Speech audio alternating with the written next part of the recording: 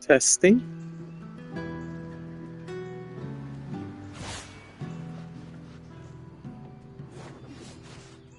Mic check, mic check.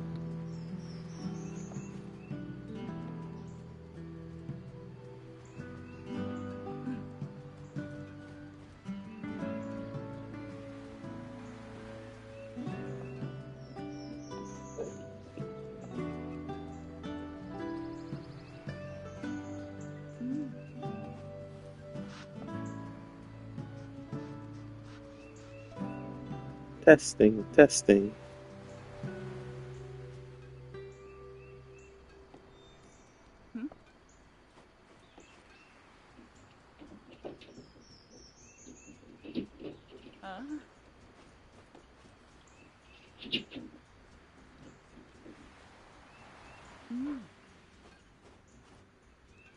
Sound coming through nicely.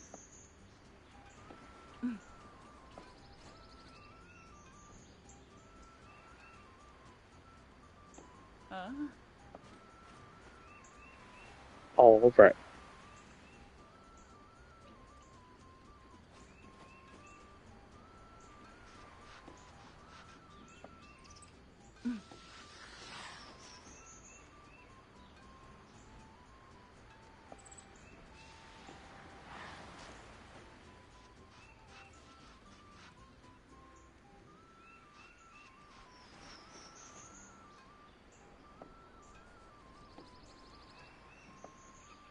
Last time we started off, Dante just met James. James with a Y. Still don't know why I spelled it like this. Bad.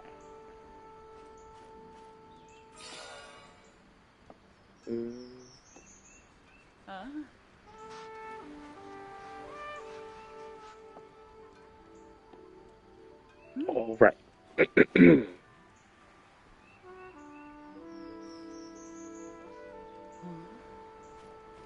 A trek to Eaton'sville. Continuing where the video so rudely cut out.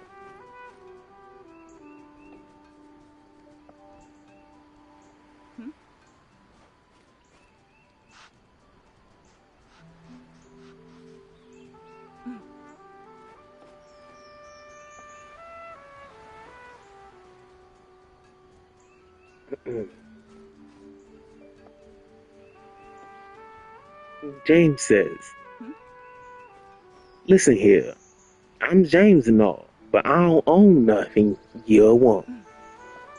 Dante says, "Just hear me out, sir. I only have minimal amount of requests for you. Whatever. Yeah, I hear ya. Thank you for your time, sir. Yeah. You still ain't spilled no words, Bova, and climbed the ranks in the familiar." James slammed the door shut in frustration. "How do you know about that?" Dante replies. "I'm the son of Antonio Cavalli, and he told me to come here anytime I was in a bit of a situation." James says, "I understand, but I don't even want to be in that ring no anymore. Listen, I'm be leaving the city. You can tag along if you wanna, but I ain't making you. And I don't know where we going, so it's your choice. Either way you look at it, I'm leaving in 30 seconds." Dante took no time to ponder. "Okay, I'm in." So the two are now on the road with no direction until Dante suggests that they go to Florida because he heard it was always warm down there. James accepts, and the duo heads south. They were going to fly, but there are not many planes one can catch so immediately. So instead, they drive. No, Dante does not know this man. Also, What do you mean you can't catch a plane immediately? You just go to the desk and ask for a ticket. They will give you a ticket. Short notice. That's what they do. Anyway, once they made it down to Virginia from New York, good Lord, that's a ride. With a stranger?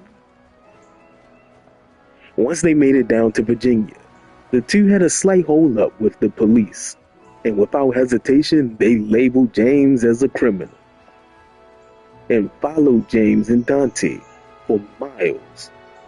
Dante was driving and had to make several obstacles through city streets and trees to get away, but eventually it worked. Through trees? Bro was booking it. Eventually it worked, and they were back on their way. They had a good amount of time till they reached Florida, so Dante suggested, why don't they trade life stories? James said, alright. And he told Dante about his mother, his money problems, getting into the familiar. Dante was astonished at the amount of hell he had to go through to get where he was now. Then James asked, what about yours? Dante told him that he pretty much had an easy life. He received everything he ever wanted, except to live a normal life. And that was his reason he was here. Really? So you ain't never had to struggle for nothing? You're just like, oh wow, I got everything I ever wanted. Oh, I have so much money, and I have family that love me, and a town that obeys me. Oh, I hate all of this. Oh, my life sucks. I want to live like a peasant. I don't want to live like nobility. You know, I don't like Dante.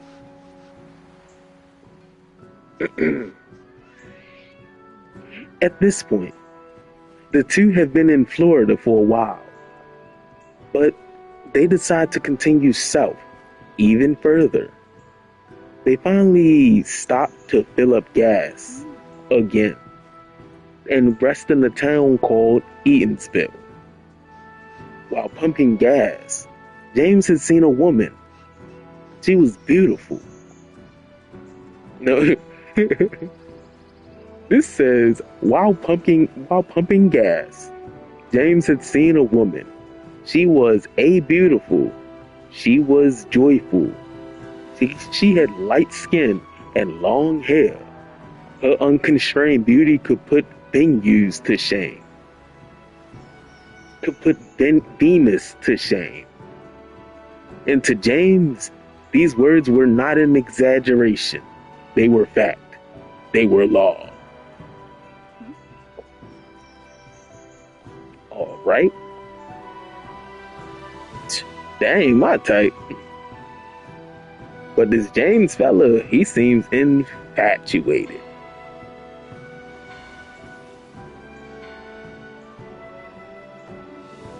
I like him dark skinned with thick thighs. Yes, sir. But this isn't about me. End of chapter. Next chapter. Love or lust? Ooh, you get spicy, maybe. James decides that his eternal motionlessness. James decides that his eternal motionlessness would end if he approached this woman before him. He has never seen her before, yet he knew she was perfect. James walks to Jamie and introduces himself. I guess her name is Janie. James walks to this random woman and introduces himself. Hello, my name is James, he states very smoothly. Replies nervously. Well then, Miss Janie, have you ever heard that on a very day like this that eating a pear will lead you to the love of your life? And I ate me some pears today. James used the fact that she radiates the scent of pears to his advantage. Advantage, sure. Jamie says, now that's just mighty convenient, isn't it? Or whatever do you mean? I mean, you conversating about pears and whatnot, and I just happen to have me a soft spot for those green little fruit. Why you sound like you boondocks? I don't know. This is how I wrote it. I wrote the dialect like this. I wanted to do different accents. Mm.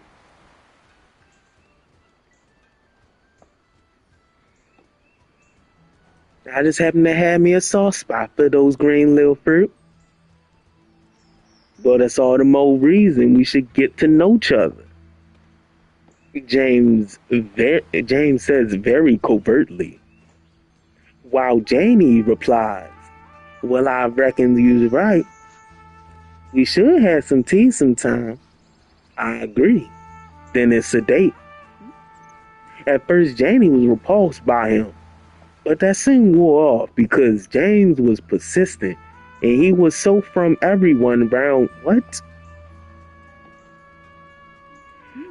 At first, Janie was repulsed by him, but that soon wore off because James was persistent and he was so. I guess this is supposed to have different from everyone around this area. Yeah, I don't like James either. How you show up to the first woman you see? Oh, look at this light-skinned woman right here. She can solve all my problems. This motionlessness I've been having, all this stillness, the stagnation, is gone as soon as this woman is in my life. Really, the first woman you see, you're dumping all your problems onto. Come on, bro. You running away from the mafia right now, and you in debt. Your mama just died, and you're like, I need me some of that poontang right now. Get your life together, son. I had quite a bit of money, so I decided to part ways with James and Jamie. All right, I guess I changed to first person. This is a first person story now, and we're in the eyes of Dante. I had quite a bit of money, so I decided to part ways with James and Jamie to find a resting area. I guess a good place to stay would be in our own two-story house. Supposed to say house, but this is how. How. Because I did not want to go back to the apartment complexes. After I paid for the house, just bought a house straight out in Florida on the run. This dude was rich. After I paid for the house, I gave James a key and walked around town to find out who this Jamie character really was. The amount of hatred and admiration was astonishing. When people heard her name, everyone became so lively. I think the oddest person I spoke with, though, was Mrs. Turner. This woman hated her own race so much it was nearly comedic. So of course I asked Miss Turner what she thought of Jamie. Her first words was, "Oh, she wonderful if we can get past that flaw of hers." Flaw? I asked, naively curious. Yes, her flaw. I lean in as she speaks. Here's Ruckus. Well.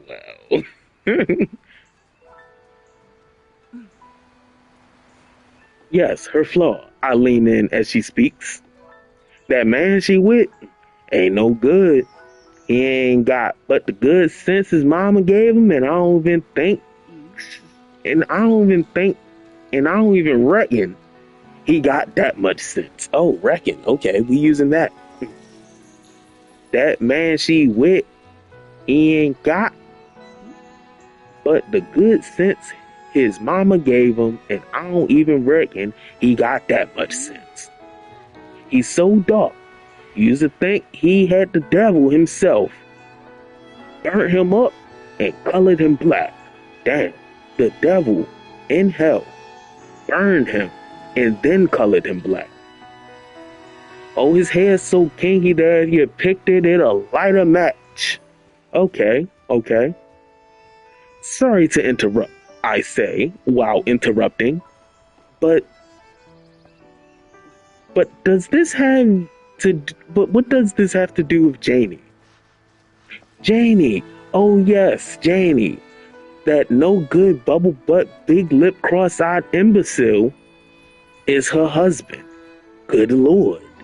Oh, you a hater. Oh, you a hater. Confused, I say. I thought you meant James. Confused as well. Turner asks, James? Why I never? Who is that? Boy, I was talking about her husband TK. I wrapped up, said my goodbyes, and made my way back to the house, stunned. I found out she was married, but just in case, I'd kept that to myself a little longer. A week and a half go by, and Janie comes to visit more and more often. Yet I still don't think Janie told TK about James, or vice versa.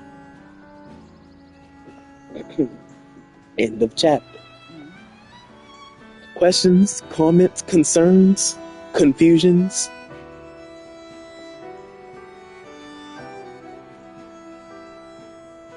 Mm-mm.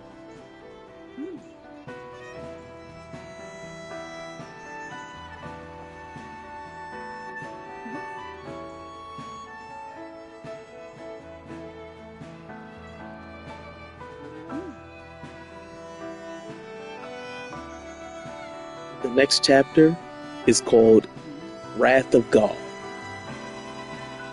That's not the ruckus in me. That's the ruckus in Miss Turner. The spirit of Miss Turner was using me as a conduit to put herself onto the paper. I don't agree with anything that I wrote in the past. I am a different person.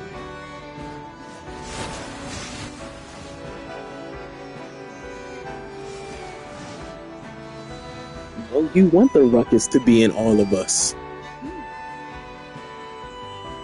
I don't want no ruckus in me. Okay, I want a little ruckus, but not as much as he has in him. No, no, no. I want the funny part, not the racist part.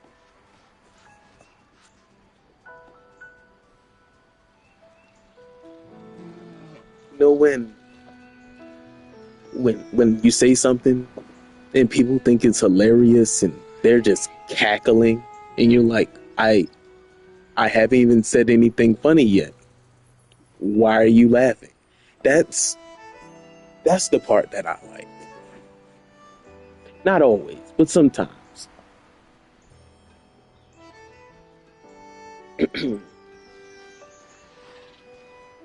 Next up, Wrath of God. The Atoned Syndicate.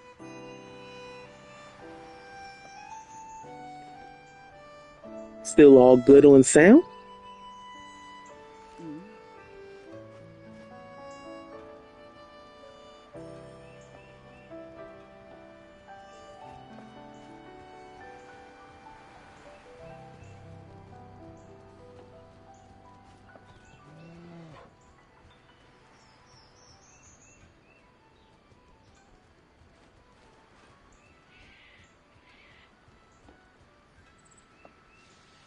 Is the stream still on?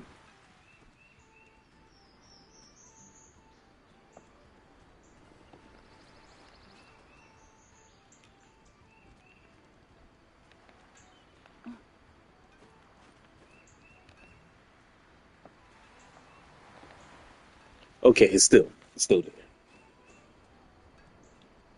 I think I'll end it here and start next chapter on a different stream, just in case it decides to stop at 26 minutes again for no reason.